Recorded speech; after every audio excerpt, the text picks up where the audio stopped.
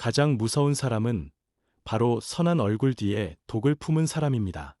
웃으며 다가오지만 실제로는 여러분의 에너지를 빼앗아가는 사람들이 존재한다는 사실을 알고 계십니까? 조선의 대학자 퇴계이황은 사람을 알려거든 그가 없는 자를 어떻게 대하는지 살펴보라는 명언을 남겼습니다. 이 한 문장에는 인간의 본성을 꿰뚫어보는 깊은 지혜가 담겨 있습니다. 자신에게 도움이 되지 않는 사람, 권력이 없는 사람, 약한 처지에 있는 사람을 대하는 태도야말로 그 사람의 진짜 됨됨이를 보여주기 때문입니다.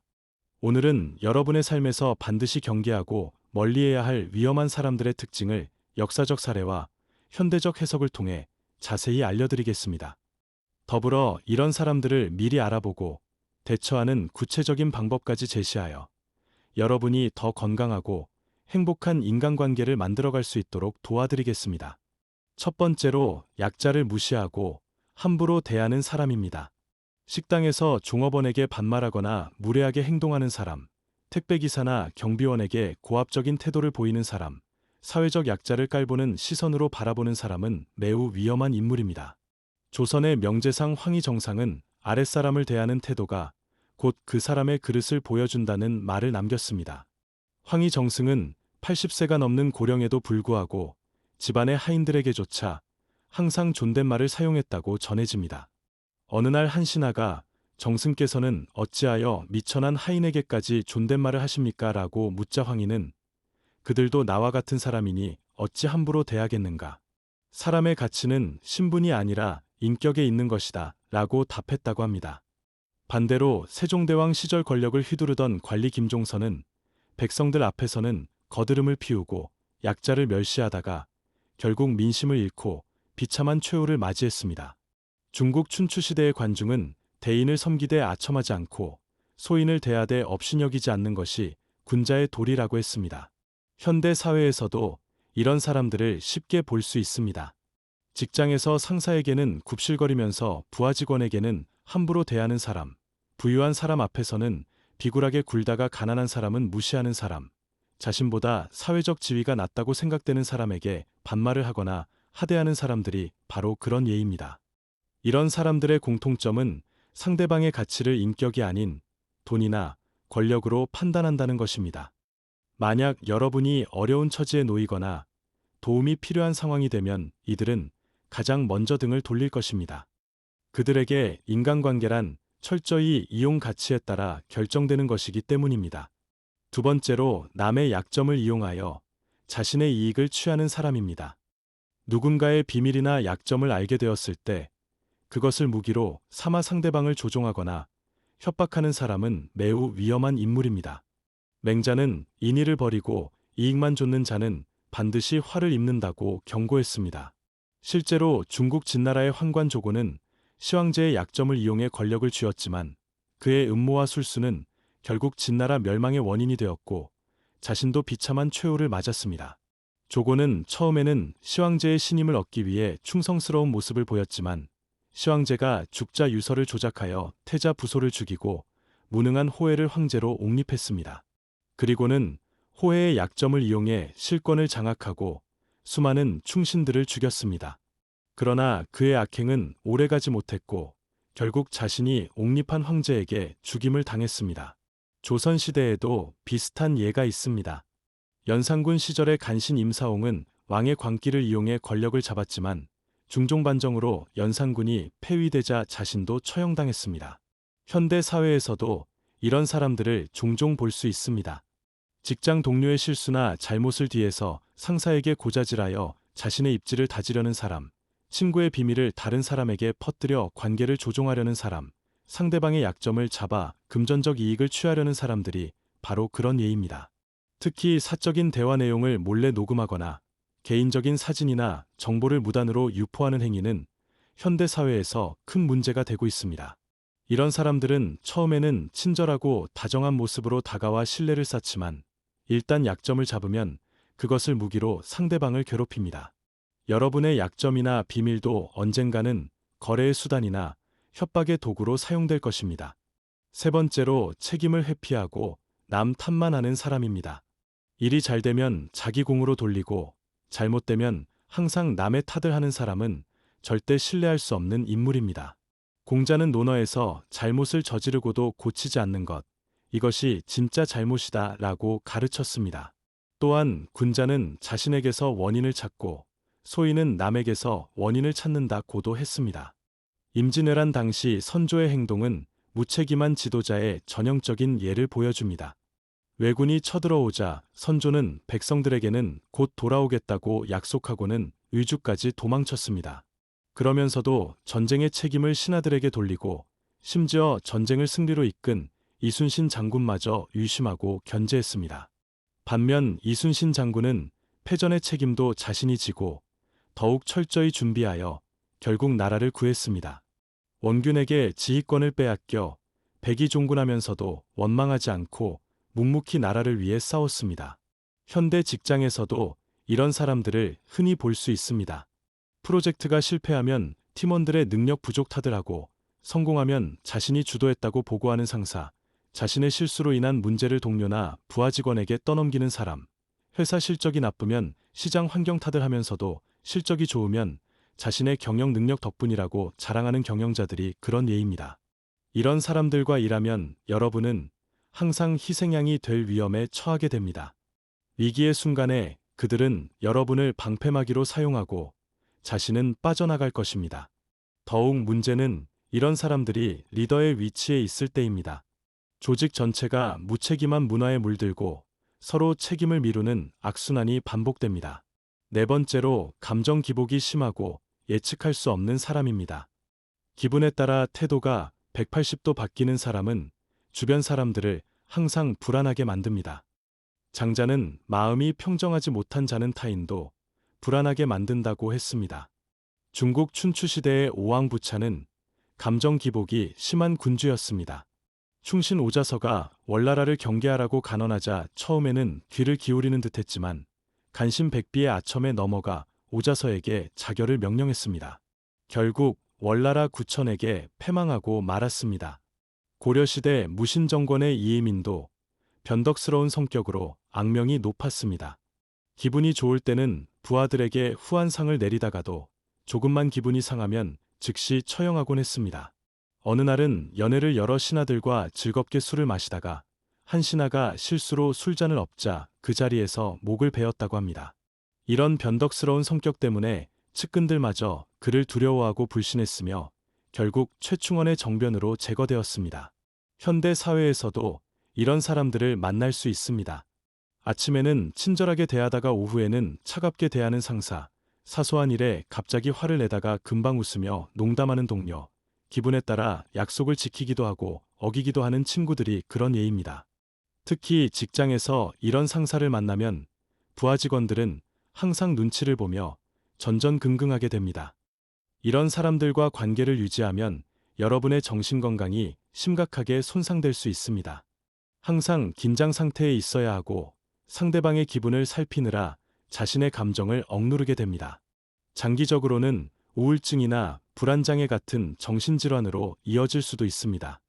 다섯 번째로 거짓말을 일삼는 사람입니다. 작은 거짓말을 자주 하는 사람은 큰 거짓말도 서슴지 않습니다. 맹자는 신의가 없으면 백성이 따르지 않는다고 했고 공자는 말에 신의가 없으면 그 사람됨을 알 수 없다고 가르쳤습니다.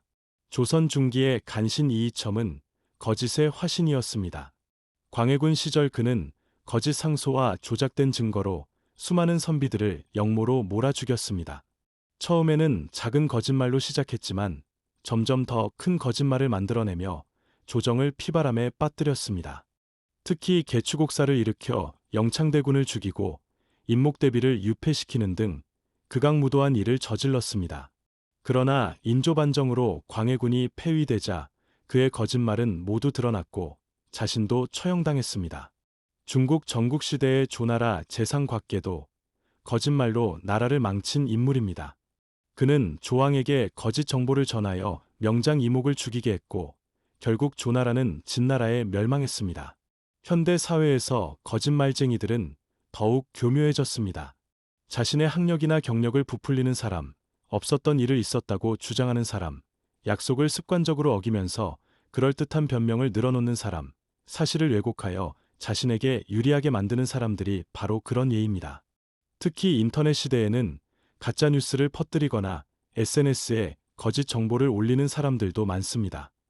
이런 사람들의 특징은 거짓말이 들통나도 부끄러워하지 않고 또 다른 거짓말로 변명한다는 것입니다. 거짓말쟁이와 관계를 맺으면 여러분은 항상 의심하고 확인해야 하는 피곤한 상황에 놓이게 됩니다. 더 큰 문제는 중요한 순간에 그들의 거짓말 때문에 큰 피해를 입을 수 있다는 것입니다. 여섯 번째로 남의 성공을 시기하고 깎아내리는 사람입니다. 다른 사람의 성공을 진심으로 축하하지 못하고 오히려 시기하며 깎아내리려는 사람은 여러분의 발전을 가로막는 장애물이 될 것입니다. 한비자는 시기하는 자는 스스로를 망친다고 했고, 노자는 남과 다투지 않으면 천하에 그와 다툴 자가 없다고 가르쳤습니다. 삼국시대 위나라의 조조와 원소의 대비는 시기심의 결과를 잘 보여줍니다. 조조는 부하들의 재능을 인정하고 적극 활용했습니다. 비록 자신보다 뛰어난 인재라도 기꺼이 등용하여 적재적소에 배치했습니다. 특히 적국 출신인 장료나 서왕 같은 장수들도 능력을 인정받아 중용되었습니다. 반면 원소는 유능한 부하들을 시기하고 견제했습니다. 모사 전풍과 저수가 올바른 계책을 올려도 자신보다 뛰어나다는 생각에 받아들이지 않았고 오히려 그들을 멀리했습니다. 결국 관도대전에서 조조에게 대패하고 멸망했습니다. 조선시대에도 시기심으로 인한 비극이 많았습니다. 선조는 이순신 장군의 뛰어난 능력을 시기하여 끊임없이 견제했고 심지어 전쟁 중에 파직시키기까지 했습니다. 만약 선조가 이순신을 전폭적으로 지원했다면 임진왜란의 피해는 훨씬 줄어들었을 것입니다. 현대 사회에서도 시기심 많은 사람들을 흔히 볼 수 있습니다. 동료의 승진 소식에 겉으로는 축하하면서 뒤에서는 험담하는 사람, 친구의 사업 성공을 폄하하려는 사람, 후배의 뛰어난 실력을 인정하지 않고 깎아내리려는 선배들이 그런 예입니다. 특히 SNS 시대에는 타인의 행복한 모습을 보고 시기하는 사람들이 많아졌습니다. 이런 사람들은 여러분이 성공하면 그것을 운이 좋아서라고 폄하하고 실패하면 능력이 부족해서라고 비난할 것입니다. 여러분의 성장과 발전을 응원하기는커녕 오히려 방해하려 들 것입니다. 일곱 번째로 은혜를 모르고 배은망덕한 사람입니다. 받기만 하고 갚을 줄 모르는 사람, 도움받은 것을 당연하게 여기는 사람, 심지어 은혜를 원수로 갚는 사람은 인간관계에서 가장 경계해야 할 대상입니다. 공자는 은혜를 원수로 갚는 자보다 나쁜 사람은 없다고 했고, 맹자는 은혜를 아는 것이 사람됨의 시작이라고 가르쳤습니다. 춘추시대 진나라의 공자 중이의 이야기는 은혜를 아는 것이 얼마나 중요한지 보여줍니다. 중이는 19년간 망명 생활을 하면서 많은 사람들의 도움을 받았습니다. 특히 계자추라는 충신은 중이가 굶주릴 때 자신의 허벅지 살을 베어 먹이기까지 했습니다. 그러나 중이가 진나라로 돌아가 왕이 된 후 다른 공신들은 후하게 대접했지만 계자추는 잊어버렸습니다. 뒤늦게 이를 깨달은 중이는 계자추를 찾았지만 계자추는 이미 어머니와 함께 산속으로 들어가 은둔하고 있었습니다. 중이는 평생 이를 후회했고 계자추가 숨어있던 산을 면산이라 이름 짓고 그를 기리는 제사를 지냈다고 합니다.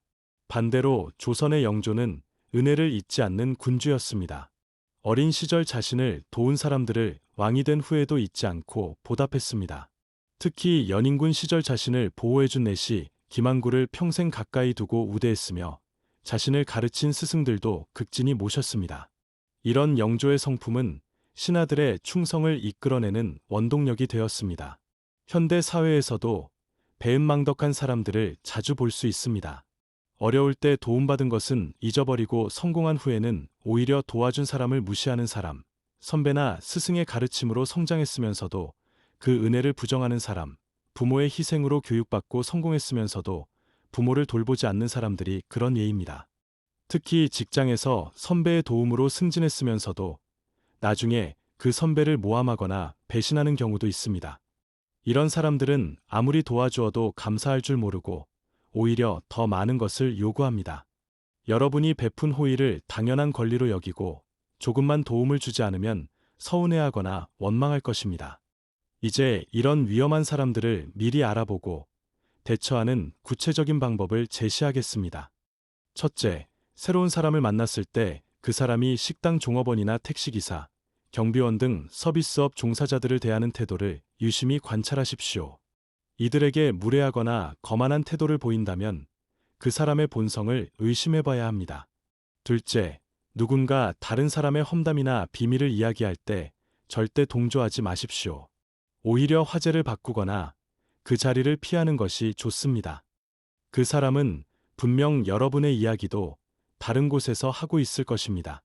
셋째, 약속을 자주 어기거나 변명이 많은 사람과는 중요한 일을 함께하지 마십시오.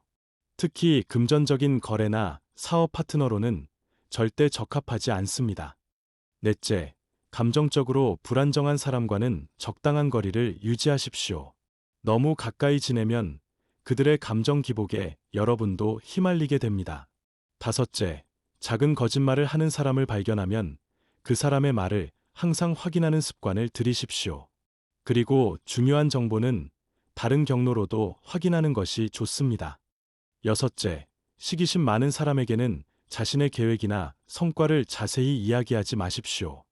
대신 그들의 장점을 인정하고 격려하여 시기심을 누그러뜨리는 것도 방법입니다. 일곱째, 은혜를 모르는 사람에게는 더 이상 베풀지 마십시오. 한두 번 도와줘도 감사할 줄 모른다면 그것으로 충분합니다. 또한 이런 사람들로부터 자신을 보호하는 방법도 중요합니다. 첫째, 자신의 개인정보나 약점을 함부로 노출하지 마십시오. 특히 술자리에서 실수하지 않도록 주의해야 합니다. 둘째, 중요한 대화나 약속은 문서나 메시지로 증거를 남겨두십시오. 나중에 거짓말이나 책임 회피를 막을 수 있습니다. 셋째, 직장에서는 자신의 업무와 성과를 명확히 기록하고 보고하십시오. 타인이 여러분의 공을 가로채는 것을 방지할 수 있습니다. 넷째, 감정적으로 힘든 일이 있을 때는 신뢰할 수 있는 사람과만 상의하십시오. 여러분의 약점이 악용될 수 있습니다. 다섯째, 온라인에서도 조심하십시오. SNS에 올리는 글이나 사진이 나중에 어떻게 사용될지 모릅니다. 역사의 교훈을 통해 우리는 이런 사람들의 말로가 어떠했는지 알 수 있습니다. 조선의 간신 김자점은 인조 시절 권력을 휘두르며 수많은 충신들을 제거했지만 효종이 즉위하자 영모죄로 처형되었습니다. 중국의 간신 진해는 충신 악비를 모함하여 죽였지만 후세 사람들은 악비의 묘 앞에 진해의 철상을 무릎 꿇린 모습으로 만들어 영원히 조롱받게 했습니다. 명나라의 환관 유근은 충신들을 모해하고 백성들을 수탈했지만 결국 밀란으로 정권이 무너지자 비참하게 죽임을 당했습니다. 이들의 공통점은 일시적으로는 권력과 부를 누렸지만 결국 자신들의 악행으로 인해 파멸했다는 것입니다. 반대로 역사에 길이 남은 인물들을 보면 한결같이 인품이 훌륭했음을 알 수 있습니다. 조선의 세종대왕은 신분이 낮은 장영실의 재능을 인정하고 준용했으며 백성들의 어려움을 헤아려 한글을 창제했습니다. 당나라의 태종 이세민은 적군 출신의 인재들도 차별 없이 등용했고 간신 위증의 직원도 겸허히 받아들였습니다.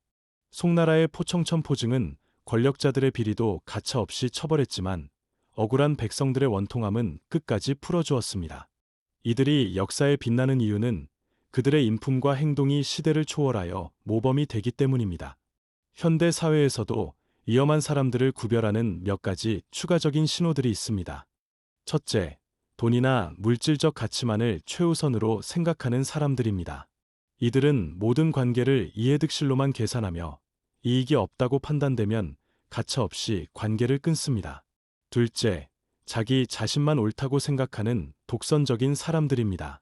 다른 사람의 의견은 전혀 듣지 않고 자신의 생각만이 정답이라고 고집합니다. 셋째, 비밀을 지키지 못하는 사람들입니다. 남의 이야기를 쉽게 퍼뜨리는 사람은 여러분의 비밀도 지켜주지 않을 것입니다. 넷째, 감사할 줄 모르는 사람들입니다. 아무리 도와주어도 고맙다는 말 한마디 없이 당연하게 여기는 사람들입니다. 다섯째, 자신의 잘못은 인정하지 않으면서 남의 잘못은 크게 부풀리는 사람들입니다. 특히 직장 생활에서 주의해야 할 유형들도 있습니다. 첫째, 팀 프로젝트에서 열심히 일하는 척하다가 성과만 가로채는 무임승차형 동료입니다. 둘째, 상사 앞에서는 예스맨이면서 동료들 사이에서는 불평불만만 늘어놓는 이중인격자입니다. 셋째, 다른 사람의 아이디어를 자기 것처럼 발표하는 도둑형 직원입니다. 넷째, 회사의 중요한 정보를 외부에 유출하거나 경쟁사에 넘기는 배신자형 직원입니다. 다섯째, 자신의 승진을 위해 동료를 모함하거나 음해하는 정치형 직원입니다.